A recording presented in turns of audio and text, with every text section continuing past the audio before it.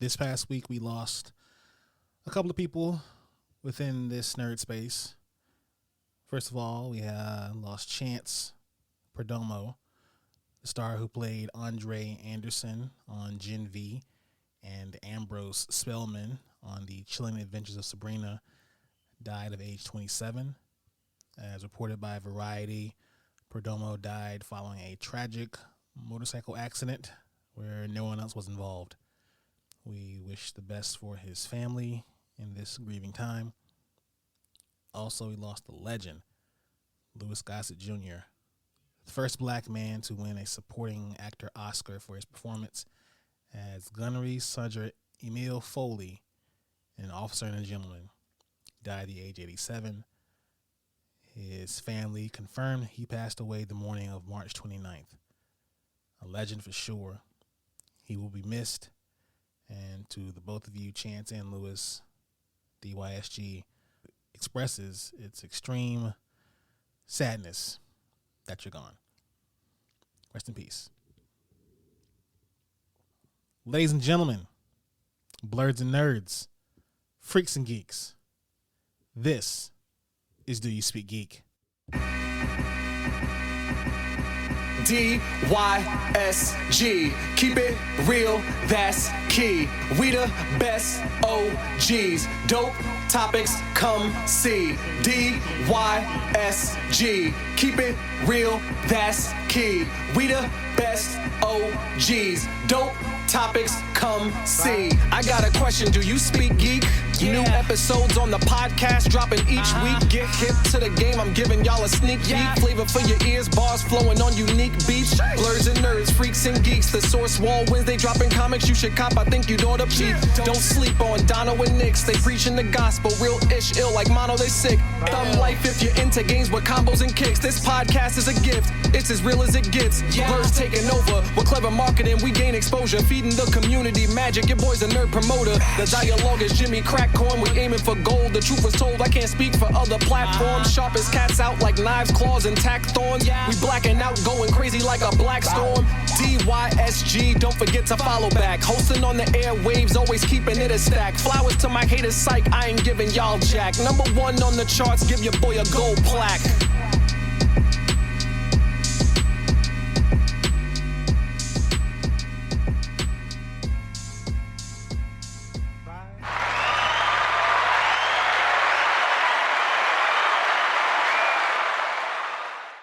Hey, yo, what's going on, y'all? It's your boy Nix back again. The podcast is back. I have been enjoying my X-Men. I have been enjoying my Invincible while I've been gone. First and foremost, shout out to my blurs. They represent the realness. And all of my people who have been rocking with me and rolling with me thus far. But if you are new here, welcome to Do You Speak Geek? This is the podcast. We bring you all the latest and greatest inside of the geek realm. Shout out to Spreaker, that's the home team. But whenever you get your podcast, please be sure to subscribe and follow along with DYSG. DYSGmedia.com, coming soon. All the platforms are going to be there. Do You Speak Geek, Color Commentary Wrestling Podcast, Love Blurs, and much more coming soon. So please keep an eye out for that. In the meantime, follow us on our social medias, y'all. Facebook at DYSGFB. Twitter at DYSG_tweets, Twitch at DYSG_games, and Instagram, TikTok, and Threads at Do You Speak Geek. The YouTube channel, the place where you can find the Donald and Daddy Show, and from now on, future episodes of DYSG Live.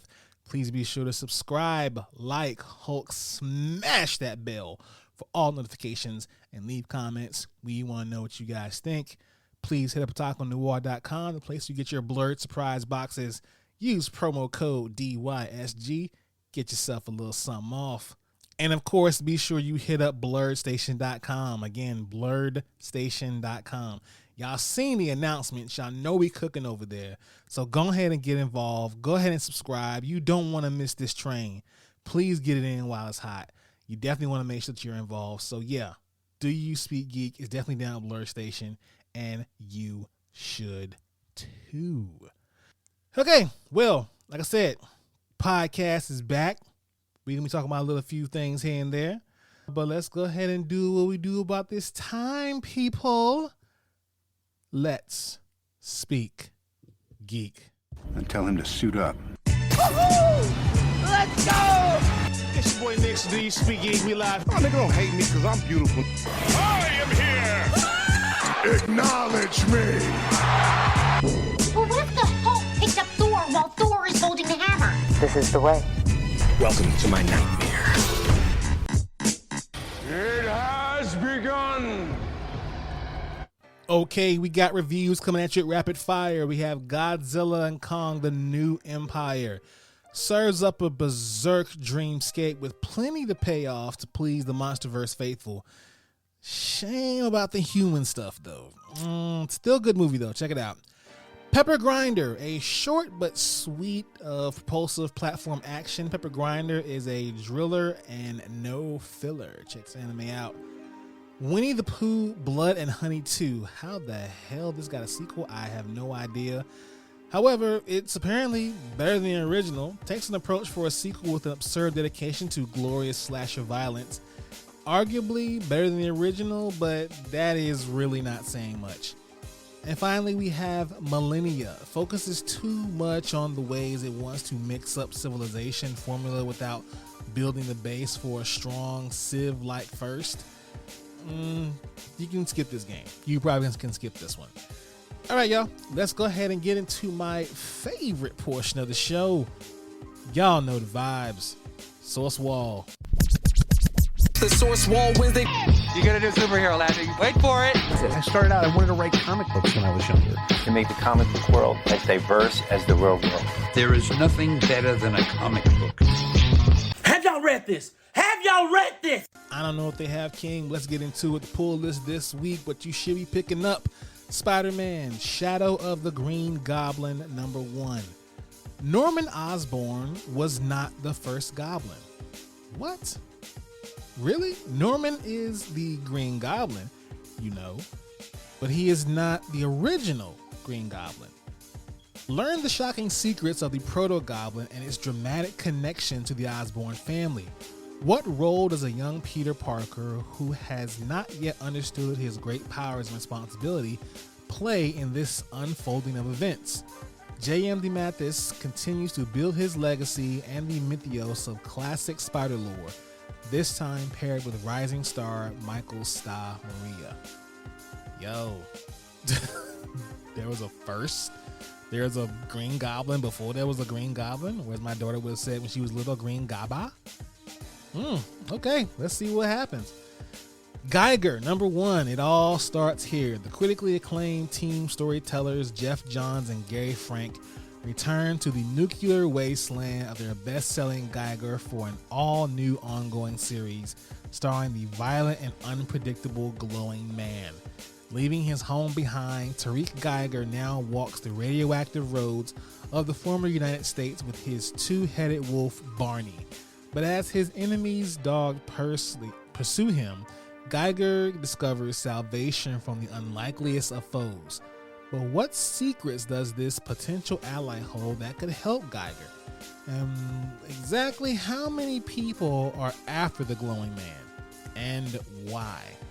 Don't miss this vital action-packed chapter in the shared universe of the Unnamed Saga and the monstrous Ghost Machine rollout. Ghost Machine was fire, y'all, if y'all didn't pick that up. Just letting you know. Also, spinning out of that, we have Red Coat #1. Immortal, mercenary, kind of a tool. Meet Simon Pure, the newest unnamed hero, created by comic all-stars Jeff Johns and Brian Hitch. British redcoat and all-around rogue, Simon mysteriously became immortal in 1776 after a run-in with the clandestine cabal known as the Founding Fathers, which included George Washington, John Hancock, and many other prominent American Revolutionary War leaders. Since that fateful day, Simon has led a life of adventure and avarice, rubbing elbows and sometimes fists with many of history's most renowned figures, including his nemesis, Benedict Arnold, Albert Einstein, Annie Oakley, and more. One thing they all agree on, they never want to see him again. But what are the true origins and extent of Simon's power and the mysterious organization behind them. And has it appeared to reshape America and the world? Simon's on a quest to find out. This one might be good, y'all. A little bit of history. I'm a history buff, so I might have to pick this one up. Y'all should too. Deadpool #1, the Merc with the Mouth, is back again. This time, Cody Ziegler, who was killing it with Miles Morales, has a wild ride planned for the Merc with the Mouth, including a terrifying new villain who won't stop until he catches Wade in his death grip.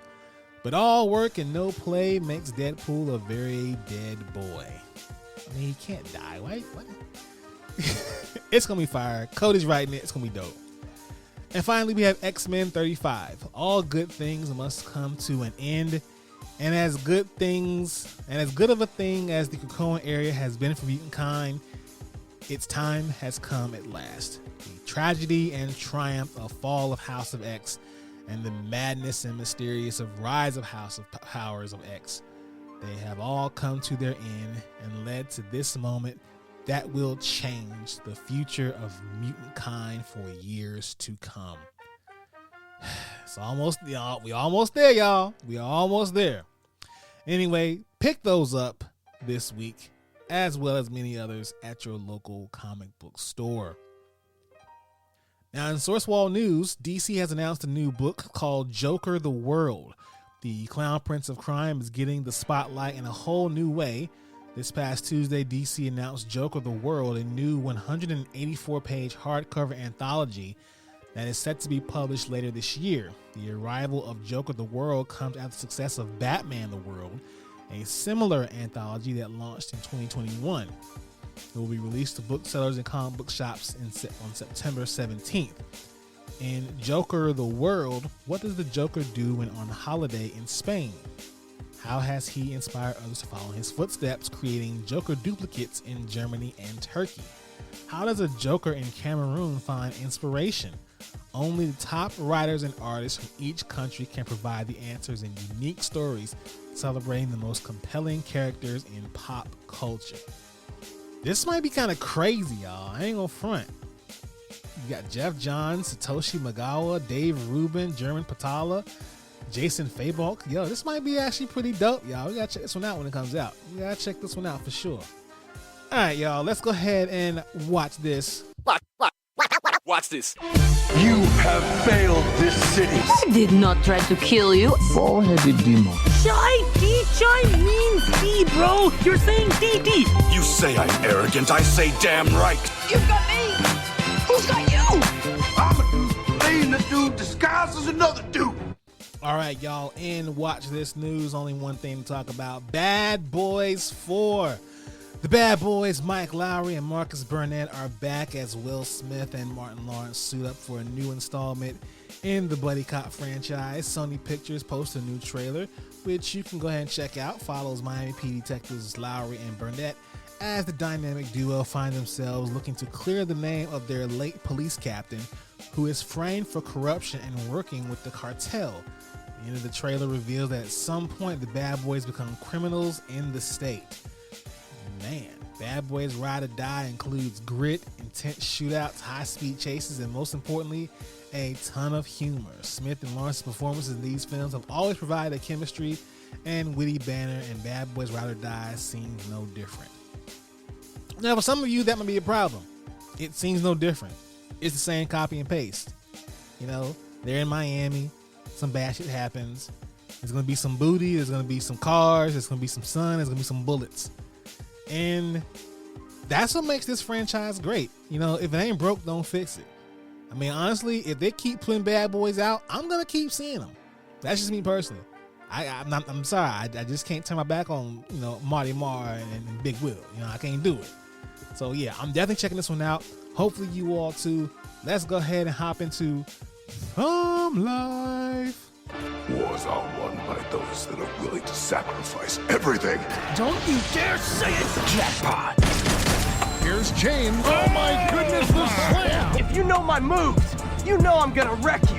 Cabimo? Chilu. The best way to practice is by dueling. Duelists, take your marks.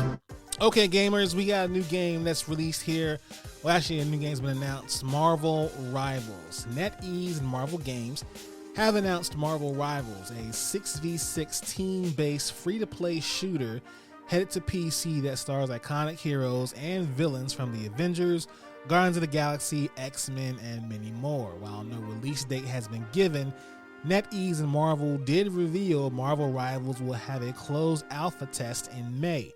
It also shared that this multiversal adventure will feature an initial roster comprised of Black Panther, Doctor Strange, Groot, Hulk, Iron Man, Loki, Luna Snow, Magic, Magneto, Mantis, Namor, Penny Parker, Rocket Raccoon, Scarlet Witch, Spider-Man, Storm, Star-Lord, and the Punisher.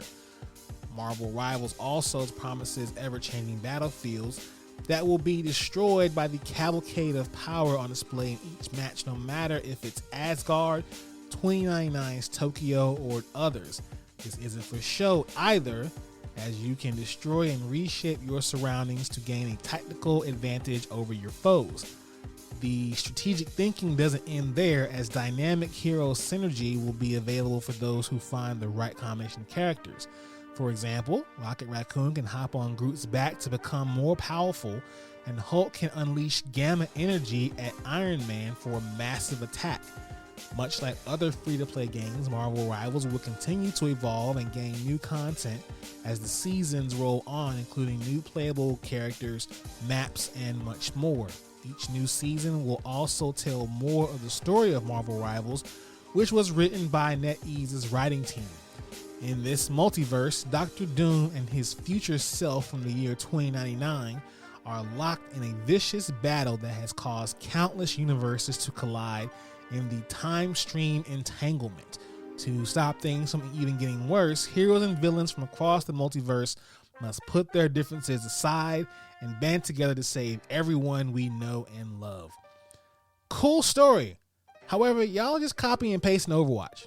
Let's just call it let's call it a duck, you know what I'm saying? Like, this is just Overwatch, but Marvel. Am I gonna play it? Probably. Just look, even though I have that take on it, this game's probably gonna slap. Especially with that whole, with the hero synergy, this game's probably gonna be dope. I was one of those few people who didn't think that Marvel could have anything outside of Spider-Man, because Avengers flopped. I like Avengers, but it did flop. This, I don't know, might be pretty dope. However, on the other side of the pond of comic book lore, DC Universe Online is still going at it. Now, 13 years after it launched on PC and PlayStation 3, it finally now has a native PS5 version, and its developers are outlining plans for future updates. Dimension Inc.'s new lead producer, Kendrick White, announced DC Universe Online free-to-play MMO licensed Warner Bros. Interactive Entertainment is now available as a native client on PS5 alongside performance improvements. Until now, the PS4 version was available on PS5 via backward compatibility, and an Xbox Series X and S client is on the way. Dimension Inc. said players from the native PS5 version will benefit from faster load times, smoother transitions, and higher frame rates. Servers for the PS5's version are now live.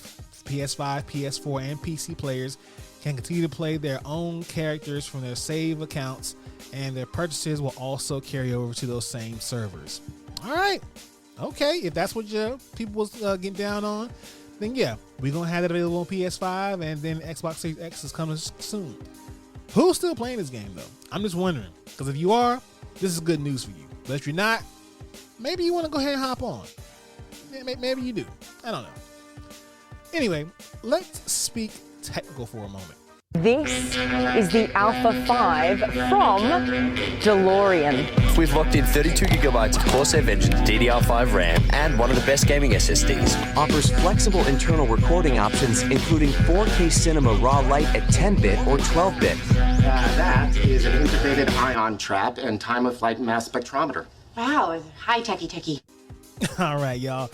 Technically speaking, Apple has set the date for its annual Worldwide Developers Conference, WWDC, with a keynote set for Monday, June 10th, marking the first event the iPhone maker will hold in 2024. In the press release, Apple confirmed that date will kick off its week-long conference. Apple typically uses WWDC to preview its next major operating systems for iOS, Mac OS, iPad OS, Watch OS, and tvOS. Quote, "We're excited to connect with developers from around the world for an extraordinary week of technology and community at WWDC 24, Apple VP and Worldwide Developer Relations Susan Prescott wrote in the press release. WWDC is all about sharing new ideas and providing our amazing developers with innovative tools and resources to help make them something even more powerful." Hey, last year they kicked off with the Vision Pros though, so let's see what they got in mind for this year. It should be a pretty good show. I'll be checking it out. Hopefully you guys will too. Now, just to let you guys know here, Mark Out News will be transitioning over to the CCW podcast. Please go check out episode 20 for that news. So in the meantime, I'm going to go ahead and get out of here. Thank y'all for listening. Please be sure to subscribe to this podcast. Follow us on our social medias. Check out the YouTube channel. As always, live to play, play to win, win to live. I speak geek. Do you speak geek? Bye.